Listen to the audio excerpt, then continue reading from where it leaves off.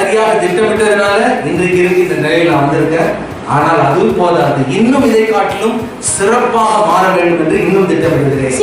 Plan what you plan today, how you are going to use your time, how you are going to change yourself is going to take you to higher levels. நீங்கள் இருக்கின்ற நிலையிலிருந்து மேலான நிலைக்கு போக வேண்டும் என்றால் இருக்கின்ற நிலையிலே நீங்கள் செய்கின்ற திட்டம் சரியான திட்டமாக It will be easy this morning, this new year day, to tell you God will make you the head and not the tail and bless you and send you. இன்னைக்கு காலையில் நான் உங்களுக்கு தீர்க்க தரிசனமா அல்லது உங்கள் உற்சாக வார்த்தையில ஆண்டவரை பாலாக்காமல் தலையாக்குவார், கீழாக்காமல் மேலாக்குவார் சொல்லிட்டு கையில ஒரு அட்டையை கொடுத்தாச்சுன்னா ரொம்ப சந்தோஷமா. That is not going to make you the head, because God has put all the potential inside you for you to become the head. நீங்கள் அந்த அட்டையை வாங்குறதுனாலயோ வாக்குத்தத்த வசனத்தை வாங்குறதுனாலயோ நீ தலையாக மாட்ட. ஆனா ஆண்டவர் ஏற்கனவே நீ தலையாக மாறுவதற்கான சாத்தியக்கூறுகளை உன்னுடைய உள்ளத்திலே உன்னுடைய ஆவியிலே கர்த்தர் தந்திருக்கிறார். I want to talk today to you about the power of planning. இன்றைக்கு காலையில திட்டமிடுதலில் இருக்கக்கூடிய வல்லமை சாத்தியக்கூறை குறித்து பேச விரும்புகிறேன். Many of us would have already made plans. Okay, New Year is coming, I'm going to make some new resolutions. நிறைய பேர் தீர்மானம் பண்ணிருப்பீங்க, புத்தாண்டு வருது அதனால புதிய தீர்மானங்கள் செய்யணும், இதெல்லாம் பண்ணணும் அதெல்லாம் பண்ணணும்ட்டு நிறைய திட்டங்கள்லாம் பண்ணி தான் வந்திருக்கீங்க. I'm going to read the Bible. Okay, I'm going to start from the beginning. நிறைய பேர் பைபிளே எப்பயாவது எடுத்திருப்பீங்க. இப்போ என்ன சொல்றீங்க, தினமும் நான் பைபிள் படிக்க போறேன். For 1 week it will go on fine. ஆனா அது எவ்வளவு நாள் ஓடும்? ஒரு வாரம் ஓடும். The plan, the resolution that you made, it will go on till 1 week. நீங்க எடுக்கக்கூடிய அந்த தீர்மானம், புதிய திட்டங்கள் ஒரு வாரம் வரைக்கும் அது தங்கு தடையின்றி ஓடும். And I would like to advise you, make a nice plan like that. To start reading the Bible today from the book of Genesis. Take a pencil and where you finish, write that date. And next day you continue. My Bible will be the dates are still there. ஆனா இன்னொரு திட்டத்தை உங்களுக்கு சொல்றேன். இந்த புதிய ஆண்டுக்குள்ளாக ஆதியாகமத்தை எடுத்து தொடர்ந்து அதை படிங்க. படிச்சு முடிச்சிட்ட பிறகு இன்னைக்கு 1ஆம் தேதி முடிச்சிட்டீங்களா, முடிச்சது எங்க முடிச்சீங்களோ அங்க அதோட நிறுத்திடுங்க. அடுத்த நாள் 2ஆம் தேதி வரும்போது 2ஆம் தேதி பேரு அந்த டேட் எடுத்து Finish when you finish. If you finish the 5th chapter, at the end of the 5th chapter, write 1/1/2021. Then you know next day from the 6th chapter I have to read. 5 அதிகாரம் ஆதியாகமம் 1 2 3 4 5 முடிச்சிட்ட உடனே கடைசியில என்ன எழுதுங்க, 1/1/21. Make an attempt. அதுக்கப்புறம் அடுத்த நாள் காலையில திரும்ப 6ஆம் அதிகாரத்துல படிங்க. Make an attempt to read this Bible at least this year one time. இந்த வருஷத்துல ஒரு தடவையாவது இந்த பைபிளை முழுசா முடிச்சிடணும். This is what is going to take us to eternity. இதுதான் நித்தியத்துக்குள்ளாக உங்களை எடுத்துக்கொண்டு போகும். This is going to help you to prepare your spiritual life. இதுதான் உங்கள் ஆவிக்குரிய வாழ்க்கையை ஆயத்தப்படுத்தும். This is going to teach you what God likes and what God does not like. ஆண்டவர் எதை விரும்புகிறார் எதை விரும்பவில்லை தெரிஞ்சுக்கணுமா, பைபிளை படிங்க. You are going to meet a king and you have to prepare yourself to meet it, and this is your guide book, a textbook that is going to help you to do it. நம்முடைய ராஜாதிராஜனாகிய நம்முடைய தேவனை இயேசு கிறிஸ்துவை சந்திக்க போகும் பொழுது அவரை ஆயத்தத்தோடு சந்திக்கணும். அந்த ஆயத்தத்தை குறித்த விவரங்கள் தான் இந்த புத்தகத்தில் Bible. In 1 year we have 8760 hours. ஒரு வருஷத்துல நமக்கு 8760 மணி நேரங்கள் இருக்கு. 8760 மணி நேரங்கள். I just put a rough calculation when I was preparing my lessons. If we spend 2 hours on Sundays, that's what we do. 2 hours on Sundays we give to God. வாரத்துல ஞாயிற்றுக்கிழமையில 2 மணி நேரம் ஆண்டவருக்கு கொடுக்கணும். For some people it's 1.5, for some people only 1 hour. But சிலருக்கு 1.5 மணி நேரம் இருக்கும், சிலருக்கு 1 மணி நேரம் லேட்டா வந்து பழக்கமாயிடுச்சு. Okay, so that into 4 will give you 8 hours. A month you give to the Lord. அதனால ஒரு மாசத்துக்கு 8 மணி நேரம் கொடுக்குறீங்க. For a year we had 12 months. ஒரு வருஷத்துல எத்தனை மாசம் இருக்குது? 12 மாசம். And that means we are spending 96 hours in the church for a year. ஒரு வருஷத்துல சர்ச்சில் நீங்க செலவழிக்கின்ற நேரம் அல்லது தேவனுடைய வார்த்தையை கேட்கின்ற அல்லது அவரை ஆராதிக்கின்ற நேரம் ஒரு வருஷத்துல 96 மணி நேரம் தான். ஆனா எவ்வளவு இருக்குது? 8760 மணி நேரத்துல வெறும் 96 மணி நேரம் தான் நீங்க ஆண்டவருக்கு கொடுக்குறீங்க. And that some of you don't, we come only once a month. சிலர் ஒரு வாரம் கூட வரதில்லை, மாசத்துக்கு ஒரு தடவை காட்டு. So that means out of that 96 hours, 2 hours. அந்த 97ல 96ல கழிச்சுனா வாங்க 2 மணி நேரம் 2 மணி நேரம் கழிச்சு எவ்வளவு இருக்கும்? For some people they come once a month. That means 24 hours they give a year for God. சிலர் மாசத்துக்கு ஒரு தடவை வந்தீங்கன்னா என்ன அர்த்தம்? ஒரு வருஷத்துக்கு ஆண்டவருக்கு 24 மணி நேரம் கொடுக்குறீங்க. ஆனா எவ்வளவு மொத்த நேரம்? 8760 மணி நேரத்துல 24 மணி நேரம் தான் ஆண்டவருக்கு. That means out of 365 days you just give 1 day for God. அப்படினா 365 நாட்கள். ஒரு வருஷத்துக்கு எத்தனை நாட்கள்? எவ்வளவு? 365 நாள்ல ஒரே ஒரு நாள் தான் ஆண்டவருக்கு. Some of you come 2 days. இன்னொரு சிலருக்கு 2 நாள், வருஷத்துக்கு 2 நாள் ஆண்டவருக்கு. So you can multiply 48 hours a year. அப்படினா வருஷத்துல 48 மணி நேரம். But when we expect God to bless us, we say, God, every minute keep your eyes on us. ஆண்டவர் நம்மை ஆசீர்வதிக்கணும்னா நாம் ஆண்டவருக்கு எப்படி பண்றோம்? ஒவ்வொரு நிமிஷமும் என் மீது உடைய கண்களை செய்யணும். ஆனா நான் வருஷத்துக்கு 96 மணி நேரம் இல்லாட்டி 24 மணி நேரம். Write that number wherever you are writing. Write 8760. That is the number of hours you have a year, and you calculate yourself when you go and see how many hours you give to God. ஒரு வருஷத்துக்கு 8760 மணி நேரம். ஒரு வருஷத்துக்கு 8760 மணி நேரம். How many hours? அதுல எத்தனை மணி நேரம் நீங்க ஆண்டவர் கொடுக்குறீங்கன்னா, வழக்கமா சர்ச்சுக்கு வரவங்க ஒவ்வொரு வாரமும் வந்தீங்கன்னா 96 மணி நேரம். I am talking about you generally coming to church, but individually in your house, how many hours you did? Calculate it.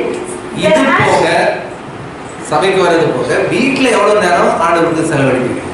For a day you have 24 hours. ஒரு நாளைக்கு எத்தனை மணி நேரம்? How many hours you give to God? அதுல எத்தனை மணி நேரம் ஆண்டவருக்கு கொடுக்குறீங்க? Pastor எத்தனை மணி நேரம் கேட்காதீங்க, எத்தனை நிமிஷம் கேளுங்க. Not minutes, pastor. How many seconds you give to God? சில சொல்றாங்க நிமிஷம் கூட கேட்காதீங்க, எத்தனை செகண்ட் நான் ஒரு நாளைக்கு ஆண்டவருக்கு கொடுக்குறேன் சொல்லுங்க போடு. Okay, I can explain to you. Okay, more and more and more you stand before the mirror, you take every detail, every hair, but when you're going, Lord, I'm going to be with you. சர்ச்சுக்கு வரதுக்கோ வேற எங்கே போகிறதுக்கோ அது எழுந்ததுலேருந்து குளிச்சு தலையை தோட்டி அப்புறம் ஒவ்வொரு கருப்பு வெள்ளை முடியை கருப்பாக்கி மீசையை கருப்பாக்கி எல்லாம் பண்ணி எல்லாம் பட்டை அடித்து உடம்பெல்லாம் பவுடர் போட்டு தேய்ச்சி ஸ்ப்ரே அடித்து எல்லாம் முடிச்சிட்ட பிறகு அந்த வெளியில் போகிறப்பா பத்திரமா கூட்டு போயிட்டு பத்திரமா கொண்டு வாங்க. ஏன்னா அவர் வாட்ச்மேன், அவர் நம்முடைய மேற்காப்பாளர். நம்ம இஷ்டத்துக்கு வாழும். See, I'm not telling you to smile today. I'm telling you to think today. இன்றைக்கு நான் சொல்வது உங்களை புன்னகை செய்யவோ உங்களுக்கு மகிழ்ச்சி ஊட்டவோ ஒரு குதூகலம் கொண்டு வரதுக்கோ சொல்ல, சிந்திக்கும்படியாக சொல்லுகிறேன். Every country we wish each other happy new year. பக்கத்துல இருக்கவங்கள கை கொடுத்தீங்கல்ல, ஹாப்பி நியூ இயர் கொடுத்தீங்கல்ல. சில அது கூட தூக்கத்துல கொடுத்தீங்க, தெரியல கொடுத்தா என்னன்னு தெரியல. Think about it. 1 year you have passed. What did you do in that 1 year? ஒரு வருஷம் முடிஞ்சிச்சு, அந்த ஒரு வருஷத்துல என்ன பண்ணீங்க? Now your next question will be, happy new year has come. What gift my husband is going to give me? What gift my wife is going to give me? What gift I am going to give my children? அடுத்த கேள்வி மனசுல வருது, புத்தாண்டு வருது. என் மனைவிக்கு நான் என்ன பரிசு வாங்கி கொடுக்கணும், அல்லது மனைவி என்ன பரிசு எனக்கு கொடுப்பா, மற்றவங்க எனக்கு என்ன கொடுப்பாங்க, நான் மற்றவங்களுக்கு என்ன கொடுக்கணும்? But when you say happy new year, that means 1 year of life God has gifted you. What did you do with that gift? Think about it. ஒரு புத்தாண்டு முடிஞ்சு ஒரு பழைய ஆண்டு முடிஞ்சு புத்தாண்டுக்குள்ள வரணும்னா ஒரு வருஷம் முழுவதும் கர்த்தர் உங்களை பாதுகாத்தார். ஆனா அவருக்கு அதுல என்னத்தை கொடுத்தீங்க? That was a gift God gave you. A year God gave you. ஒரு வருஷம் உங்களுக்கு கொடுத்தாரு, சுகபத்திரமா பார்த்து கொண்டு வந்தாரு, அது ஒரு பெரிய gift தான் உங்களுக்கு. A gift of time. அது நேரத்தின் பரிசு. So we are going to study today or learn today about the power of planning. இன்றைக்கு திட்டமிடுதலின் வல்லமையை குறித்து, எப்படி திட்டமிட்டீங்கன்னா அதன் மூலமாக எப்படிப்பட்ட ஒரு வல்லமை வெளிப்படுதுன்றதை பேச போகிறோம். And how it relates to strategic thinking. அது உங்களை திட்டமிட சிந்திக்க வைப்பது எப்படி என்றும் சொல்லுகிறேன். There is power in planning. Do you know that? திட்டமிட்டாலே அதிலே ஒரு வல்லமை இருக்கு. If you don't plan and if you live, திட்டமே இடாமல் ஏதோ காலம் போது நானும் போய் நிற்கிறேன்னா, see, usually a person who plays who strikes with the bow and arrow, வழக்கமாக வில்லையும் அம்பையும் வச்சு ஒரு ஆள் அடிக்கிறத பார்க்கும் பொழுது they usually say for that game when they play that, if you don't have a bullseye, wherever you strike your arrow, it is the right place. அந்த வில்லு அம்பை வச்சு பயிற்சி. எத்தனை பேர் வில்லு அம்பை பார்த்துருக்கீங்க? அதை வச்சு இப்படி அடிப்பான்ல, அப்ப அடிக்கும் பொழுது எதிர்ப்பு நோக்கி அடிக்கிறான். ஒரு பெரிய வட்டம் இருக்கும், கருப்பு வட்டம், வெள்ளை வட்டம், கருப்பு வட்டம், வெள்ளை வட்டம், கடைசியில் ஒரு கருப்பு வட்டம் இருக்கும். அது பேர் என்னது? புல்சை. அதில் தான் கரெக்டாக போய் அடிக்கணும். ஆனால் அது அந்த போர்டே வைக்கலன்னா எங்க அடிச்சாலும் கரெக்ட் தான். Unless and until you have the board there with the bullseye, you will come to know that I struck the wrong place. I didn't hit it on the bullseye. அந்த போர்டு வச்சு அதுக்கப்புறம் உங்களை அடிக்க சொன்னாதான் நீங்க கரெக்டா அடிச்சீங்களா இல்லையா தெரியும். இல்லாட்டி போர்டே இல்லைன்னா எங்க அடிச்சாலும் கரெக்ட் தான். Same way, when you don't plan for your life, everything that you do will seem correct. அதனால வாழ்க்கைக்கு நீ திட்டமே போடாமல் வாழ்ந்தீங்கன்னா எதை செய்தாலும் கரெக்ட் தான். The other day I was coming from my daughter's house, and before everybody can come down, I came first and sat down in the car. என்னுடைய வீட்டில இருந்து 2 நாளைக்கு முன்னால From my daughter. என்னுடைய மகள் வீட்டில இருந்து நான் கீழே இறங்கி வரேன். நான் தான் முதல்ல போய் கார்ல உட்கார்ந்தேன். And I was waiting. It took a long time to come others. மற்றவங்க எல்லாம் வரதுக்கு ரொம்ப நேரம் ஆச்சு. I was reading my Bible in the car. அப்போ கார்ல உட்கார்ந்து பைபிள் படிச்சேன். I was seeing one lady sitting there with her daughter, and she was cleaning her head. The daughter was cleaning the mother's head. அப்போ பக்கத்துல இந்த சைடுல ஒரு வீட்டுக்கு முன்பதாக அந்த வாசப்படியில ஒரு அம்மா உட்கார்ந்து இருக்காங்க. அம்மா தலையில இருக்க பேனை பொண்ணு எடுத்து வாரினு. It took about 40 minutes for them to come, and 40 minutes the woman is just sitting there. நான் வர்றதுக்கு 40 நிமிஷம் ஆச்சு. இது 40 நிமிஷம் pan வாரினு. I was thinking 40 minutes. I don't have 4 minutes to sit down quietly like that. நான் யோசித்தேன் 4 நிமிஷம் கூட எனக்கு கண்ணாடி முன்னாடி நிக்க முடியல. இவங்க 40 நிமிஷம் 3/4 மணி நேரம் சீவி தலையில இருந்து பேனும் கூட முடி சேர்த்தே வருது. You know why? Because that lady does not have any plan. ஏன்னா அவங்களுக்கு திட்டமே இல்ல. So anything that she does is the right thing. Any time that she does it is the right time. அவங்க எதை செய்தாலும் கரெக்ட் தான். எந்த நேரத்தில் செய்தாலும் சரியான நேரம் தான். I was hurry. These people are not come. I must go home. I must get the church ready. I must do this. I must do that. I was fully planning. ஆனா நானும் சீக்கிரம் போகணுமே, சபையை ஆயத்தப்படுத்தணுமே, ஒழுங்குபடுத்தணுமே, சபைக்கான காரியங்களை செய்யணுமே என்று உள்ளம் பதைத்து கொண்டு துடித்துச்சு இருக்குது. அவங்க சாவகாசமா சீவிருக்காங்க. Friends, today as we learn this message, as we learn this, the power of planning, let's make sure that we are going to plan our life. ஆகவே இந்த திட்டமிடுதலின் வல்லமையை நாம் கற்றுக்கொள்ளும் பொழுது நீங்களும் ஒரு திட்டமிடக்கூடிய காரியத்தை இந்த புதிய ஆண்டில் செய்ய போறீங்க. There are lots of youngsters today. இன்னைக்கு பாத்தீங்கன்னா இந்த காலையில வாலிப பெண்கள், வாலிப ஆண்கள் நிறைய பேர் இருக்கீங்க. See, young people, you are very, very important for this world in this year. இந்த வருஷத்துல இந்த உலகத்துல வாலிப பெண்களும் ஆண்களும் மிக மிக முக்கியமான பங்கு வகிக்கிறார்கள். You know, according to the numbers, what do you call that? Statistics. The youth age group is the most right now at this period of time that we are living. புள்ளி விவர கணக்குப்படி, அரசாங்கத்தினுடைய புள்ளி விவர கணக்குப்படி இந்தியாவின் ஜனத்தொகையில வாலிபர்கள் தான் அதிகமா இருக்காங்க. வயசானதெல்லாம் போய் சேர்ந்துட்டாங்க. All the people, after 50 years, no guarantee. 50 வயசு ஆச்சுன்னா வெளியே வரது வேணான்றாங்க. கேரண்டி இல்ல அப்படின்றாங்க. 60 years, don't even think of coming out of your house. 60 வயசு ஆச்சா வெளியில வரத பத்தி யோசிக்கவே செய்யாதீங்க அப்படின்றாங்க. என்ன sir? So youngsters, I'm telling you, this message is going to cause you to live every moment of your life a successful life. இந்த திட்டமிடுதல் உங்க வாழ்க்கையின் ஒவ்வொரு பகுதியையும் வெற்றிகரமான பகுதியாக மாற்றும். So if you are between the age of 1 to 25 years, this year, you are so important in this world this year. உங்களுடைய வயசு ஒருவேளை ஒரு வயதிலிருந்து 25 வயதுக்குள்ள இருக்கின்ற வாலிப தம்பி தங்கைகளை கொஞ்சம் கவனிங்க. நீங்க இந்த உலகத்துக்கு ரொம்ப ரொம்ப ரொம்ப அவசியமானவர்கள். If you are above 25 and within 40, you might think my life is settled. Now I'm married, I got a job, okay, everything is settled. 25ல இருந்து 40 வரைக்கும் இருந்துச்சுன்னா யோசிக்கலாம், கொஞ்ச நாள்ல கொஞ்சம் வருஷத்துல எனக்கு திருமணம் ஆகும் போது எல்லாம் சரியாக கூட நான் வாழ்க்கையில செட்டில் ஆகிட்டேன். If you are 25 to 40, you are already married, you already have a job, so you think, okay, everything is settled in my life. 25 இருந்து 40க்குள்ள நிறைய பேர் கல்யாணம் ஆகிட்டு இருக்கோம், உள்ள பிறந்திருக்கோம், எல்லாம் செட்டில் ஆச்சுன்னு நினைச்சிருக்கீங்க. But I want to tell you, things are going to be shaken in your life. நான் உங்களுக்கு சொல்லுகிறேன், வாழ்க்கை உங்களுடைய உலகம் அல்லது காலங்கள் உங்களுடைய வாழ்க்கையை அசைக்க போகின்றது. Not in a negative way, but in a positive way. நான் வந்து பிற்போக்காக எதிர்மறையாக சொல்ல, நேராக தான் சொல்ல, நன்மைக்காக தான் சொல்ல. Many things are changing. நிறைய காரியங்கள் மாறி இருக்குது. We never thought in our whole lifetime, our generations never thought something called, Zoom classes, study at home will ever happen. But it happened this year. வாழ்க்கையில் இதுவரைக்குமே நம்ம யோசித்ததே கிடையாது. தலைமுறைக்கு யோசித்தது இல்லை, நானும் யோசித்தது இல்லை, நீங்களும் யோசித்தது இல்லை. இது மாதிரி வீட்டில் அமர்ந்து கொண்டே ஆன்லைன் ஜூம் கிளாஸ் வருது. ஸ்கூலுக்கு போகாம வீட்டில இருந்து ஒரு மொபைல்ல நீங்க டீச்சரோ மற்றும் ஸ்டூடெண்ட்டையும் மூஞ்சி பார்த்துட்டு அப்படியே படிக்கலாம்ன்றது எப்பயாவது யோசிச்சிருப்போமா? Many times you would have said, don't look at the phone, don't sit at the phone, don't be with the TV. Churches would have said, don't watch TV.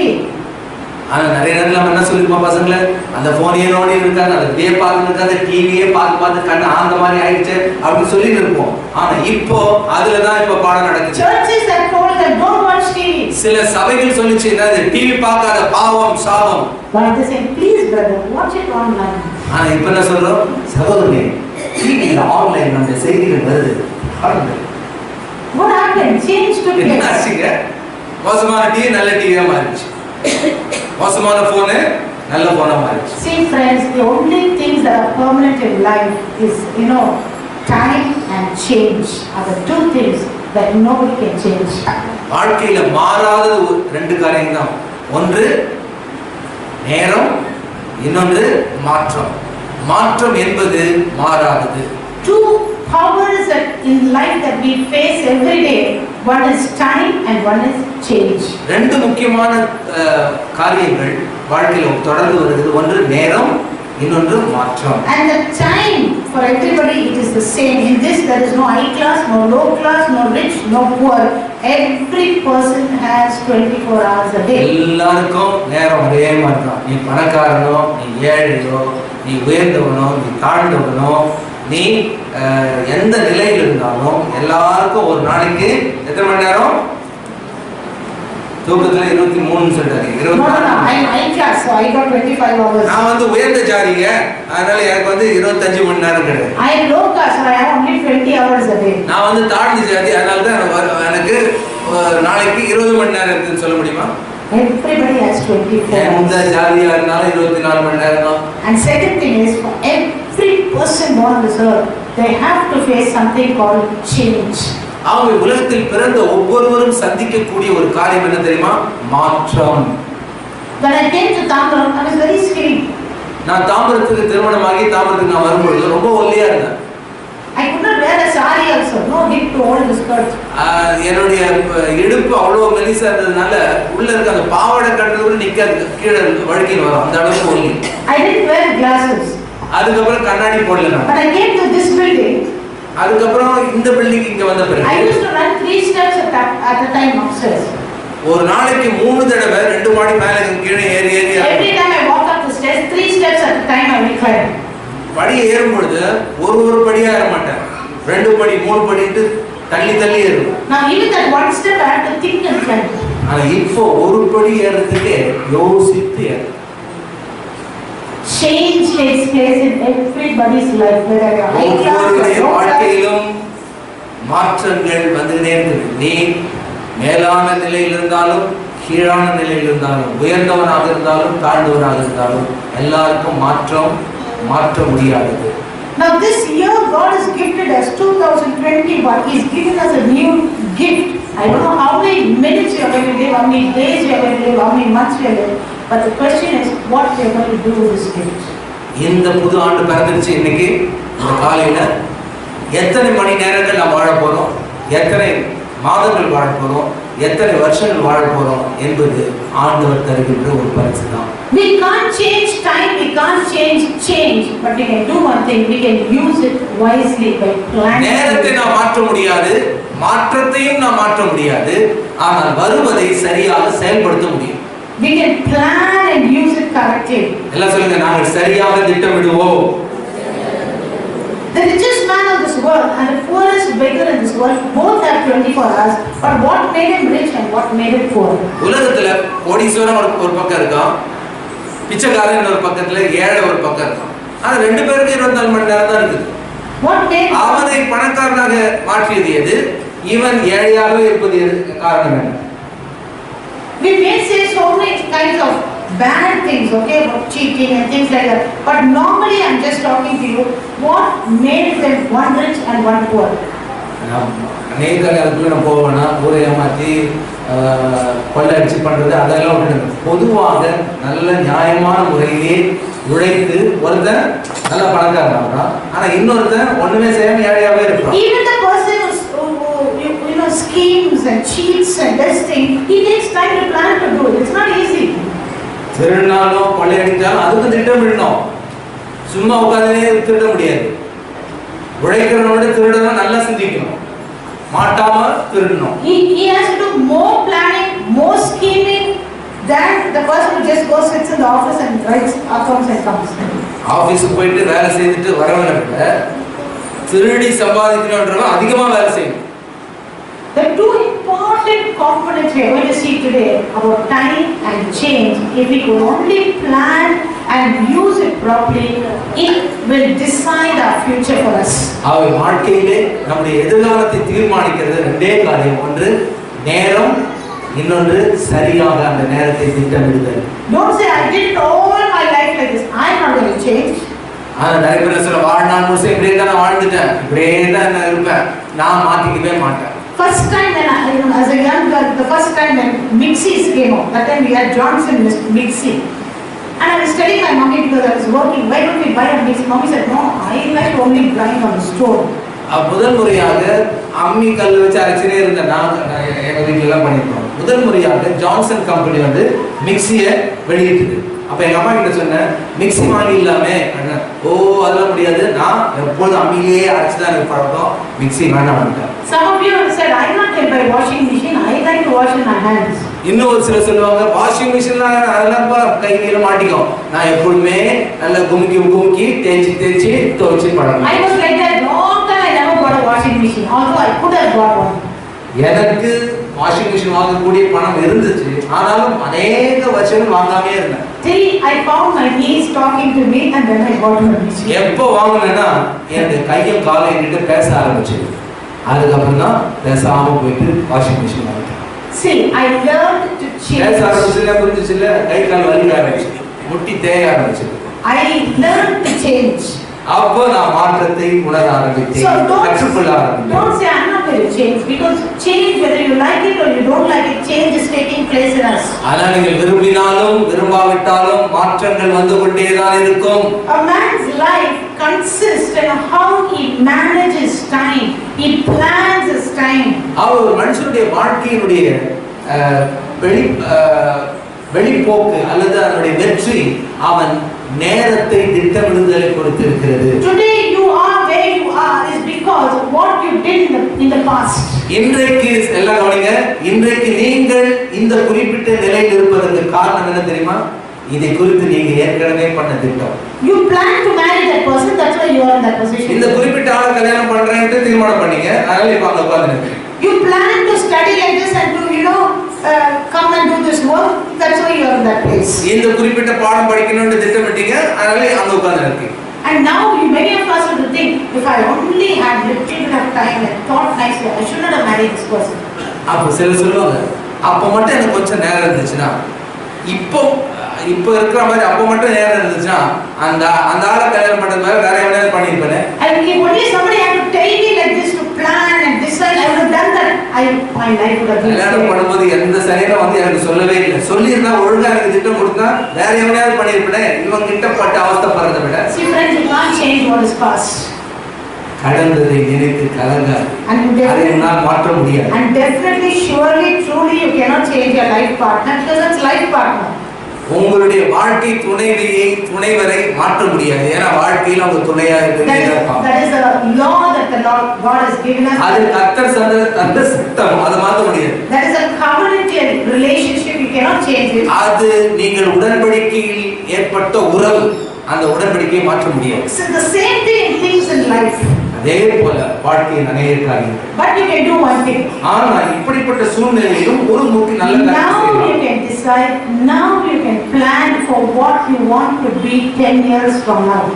இப்பொழுது நீங்க எல்லாம் கவனிங்க, இன்னும் 10 ஆண்டுகளுக்கு பிறகு நான் எப்படி இருக்க போகிறேன் என்பதை இப்பொழுது திட்டமிட போகிறேன். I changed in my life. அப்படி நானும் திட்டமிட்டேன். When I got married and came, I never used to talk Tamil.